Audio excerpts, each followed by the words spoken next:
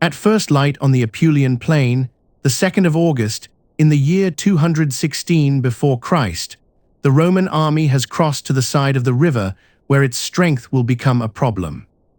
Two camps face each other across the Aufidius, the Roman one, long and regular, 8 legions of 10 trows, the Carthaginian one on the far bank, smaller, with the morning light behind it. Before sundown, between 48 and 50,000 Roman soldiers will be dead. The Carthaginian dead will number fewer than 6,000. It is the worst day in pitched battle the Roman Republic ever has. This is the afternoon itself, 7 moves, 2 winning decisions, and 1 losing deployment. 2 field armies are already gone, Trebia in December 218, then Trasimene the following June. By the summer of 217, the dictator Fabius Maximus is shadowing Hannibal across central Italy, refusing battle and denying him a fight he cannot afford to lose. The strategy works. It is also politically dead by August 216. The Roman citizen does not pay for wars by waiting. The army at Cannae is the answer to that political fact. 8 legions plus 8 allied wings, between 80 and 86,000 men, the largest single Roman field army yet raised. 2 consuls, Gaius Terentius Varro, the popular candidate, Lucius Aemilius Paulus, the Senate's man. They cannot agree, and the constitutional fix is older than the consuls themselves. Each holds supreme command on alternate days. The 2nd of August is Varro's day. Varro's first decision is the ground. He crosses the Aufidius and forms his line on the south bank, against the river on one side and the hills around Cannae on the other. Anti-cavalry logic. Hannibal has the better horse, and a wider plain lets that horse outflank a Roman line. A narrower plain closes the door.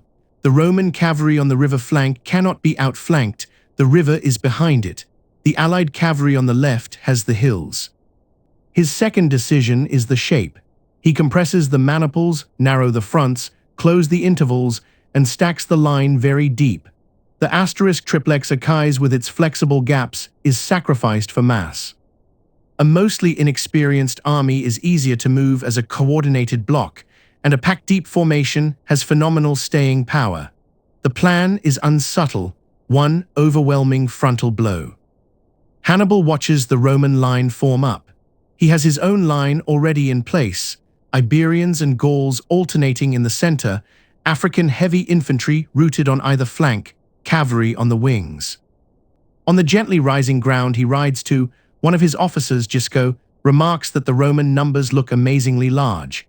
Hannibal looks grave for a moment and says, "There is another thing you have not noticed, Gisco, which is even more amazing, the fact that in all this enormous host, opposite there isn't a single man called Gisco." The joke moves through the Punic ranks as the Roman line takes its shape. Then Hannibal makes one alteration. He moves the center forward, the Iberian and Gallic units in the very middle step ahead, the units to either side echelon back. The result is a forward-bowed crescent, a center made to arrive first and break first, with the Africans still rooted at the corners. The Africans on the flanks do not move. The wings move first. On the Roman right, the river flank, Hasdrubal, leads the Carthaginian heavy horse into the Roman cavalry at a furious charge, with numerical odds between 2 and 3 to 1. The Roman right wing gives way and dissolves. His men cut down many of the fugitives along the river. The Romans dying there do not know which cavalry is hunting them. On the Roman left, the Numidians do something different. They do not charge the Italian allied cavalry.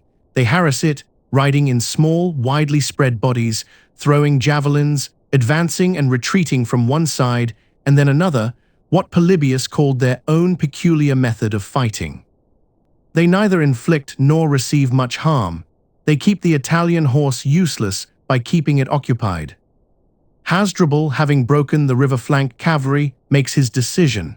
He does not pursue. The Numidians are pinning the allied horse on the other side. He keeps his men in hand. Polybius's verdict on this moment is great skill and discretion. Without that restraint, the rest of the afternoon does not happen.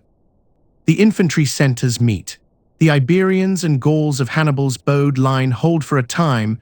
Livy says they stood firm as long as their formation held, but they were never going to hold long. The Roman Hastati press forward in dense array. The Principes are behind them. The bow is thin and weak by design. The Punic center starts to bend. The bending is not failure. Hannibal kept the center shallow and pushed it forward precisely so the Roman charge would arrive there first and break through there. The Romans are doing what they came to do, only the center is yielding more easily than they expected. They pour in more men, Hastati, then Principes, then Triarii of the front maniples. The bow bends further back. The Gauls and Iberians do not yield bloodlessly. Most of the 6,000 Punic dead the afternoon will produce die here in this phase as the bent center breaks and runs. The Romans are pursuing. They are pursuing into less ground than they think. Now the shape changes, the bow inverts. The line that was pushed forward, then bent back under Roman pressure, is now drawn back past the level of the African flanks. The flanks have not moved. The Romans, pressing forward into a yielding center, find themselves inside a concave space, Livy's word, with the Africans projecting forward on either side like horns. Seen from above, the geometry is a V. The Romans are marching slightly uphill, drawn deeper and deeper into the V's interior, more and more compressed against their own ranks behind. Almost the entire Roman infantry is pressed into the interior of the V before they understand what shape they are in. What the men in the center cannot yet see is that the flanks they passed are no longer behind them. They are walls. This is the load-bearing moment of the afternoon. The trap has closed in shape. It has not yet closed in flesh. The Roman foot is still pushing forward. The Africans are still standing in their original positions on the flanks, now facing the Roman flanks at very short range. The commanders at the African wings are waiting on standing orders prepared before the battle. Hannibal raises an arm. The Africans on their orders wheel inward. The African heavy infantry on both flanks turn obliquely inward at the same moment. Polybius's image, the Romans jam together like packed cattle. They no longer keep their compact formations. They turn singly or in small groups to deal with the enemy hitting them from the side. That weapon coming from the side is Roman by manufacture, taken at Trasimene the year before. The pilum is Roman, the chain shirts are Roman, the Italian-shaped shields are Roman. The legionaries who can see what is hitting them see what looks like their own coming at their flanks. The wheel does not break the line on its own. It anchors the trap. The Romans cannot get out of the V the way they came in. The Africans are now between them and the Carthaginian rear. The fourth side is still open. Hasdrubal now appears behind the Italian allied cavalry with his heavy horse still in hand. The allied horse, seeing fresh Carthaginian cavalry to its rear, breaks and flees. Varro is carried away with it. Hasdrubal sends the Numidians after the fugitives and turns his own force on the Roman rear, charging in repeated short attacks at many points at once. Polybius's phrase is raising the spirits of the Libyans and dismaying those of the Romans. The fourth side is closed. The shock of the Roman advance has been absorbed by the flexible Spanish and Gallic line. The Africans hold both flanks like a vice, and now the Celtic and Spanish horse is crashing into the rear. Somewhere in the rear ranks pressed forward by their own front, Aemilius Paulus is killed. Polybius says he fell in the thick of the fight. Both versions exist.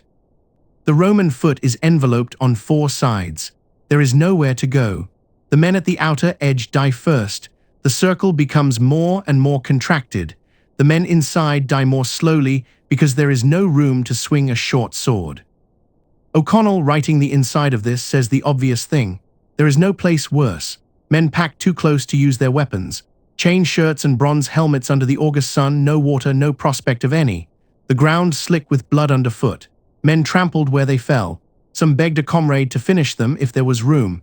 Many faced death without resistance, not because they were cowards, but because the conditions had exceeded what the human body could push against. One sentence in O'Connell's account stops the analysis cold. Body buildup had to have become the central problem of the Carthaginian executioners, piles of dead obstructing them from getting at more Romans. The point at which the killing slowed down was the point at which there were too many dead in the way to reach the still living. The slaughter takes a few hours. Goldsworthy's reconciliation, roughly 48 to 50,000 Roman dead, about 19,000 captured, fewer than 6,000 Carthaginian dead, most of them from the center that bent in Move 3. After the field is settled, Hannibal asks for the road to Rome. Send the cavalry ahead, bring the army behind, and in 5 days Hannibal can feast on the Capitoline. Hannibal demurs, he must consider his next move. Hannibal, frustrated, says the line every student of imperial rhetoric will eventually have to translate.